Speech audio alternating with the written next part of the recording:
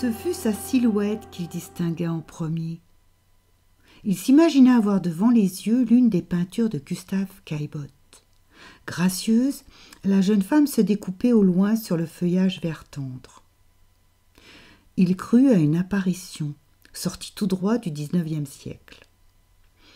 Sa veste cintrée mettait en valeur sa taille fine et sa jupe longue à volants rendait sa démarche sensuelle.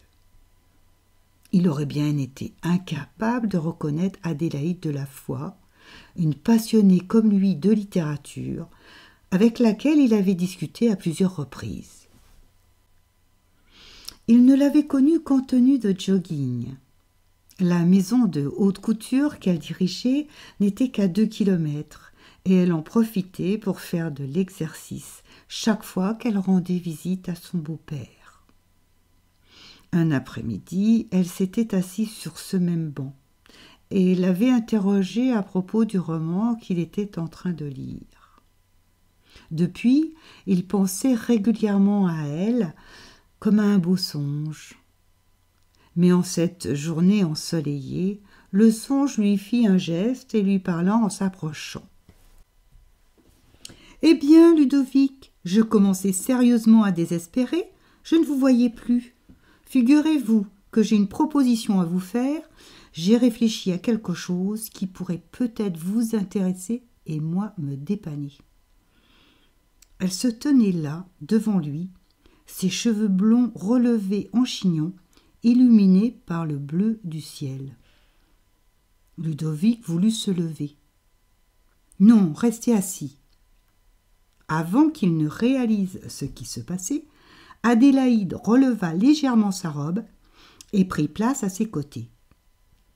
Le garçon put ainsi apercevoir le jupon blanc qui servait d'écrin aux jambes d'Adélaïde.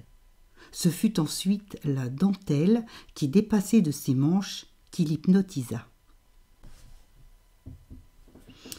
Le parfum de la jeune femme finit de le griser. Un vertige inconnu le submergea. Lorsqu'il se rendit compte qu'elle l'observait en souriant, il eut soudain très chaud et sentit ses joues s'enflammer. La tête lui tournait, il avait l'impression d'être ivre. « Je suis à la recherche d'un lecteur pour mon beau-père.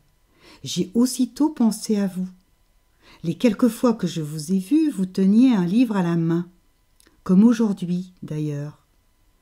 Il habite le manoir de Haute-Tour que vous apercevez là-bas. » De sa main menue, à la peau laiteuse, Adélaïde désigna l'entrée d'une grande demeure en partie visible, cachée par les arbres d'un parc. « Savez-vous lire à haute voix ? » ?»« Oui, je crois. J'ai déjà fait la lecture à une dame du quartier. »« Parfait.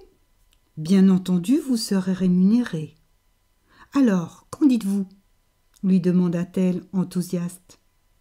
Qu'en disait-il ? Mais il était prêt à suivre cette déesse jusqu'au bout du monde.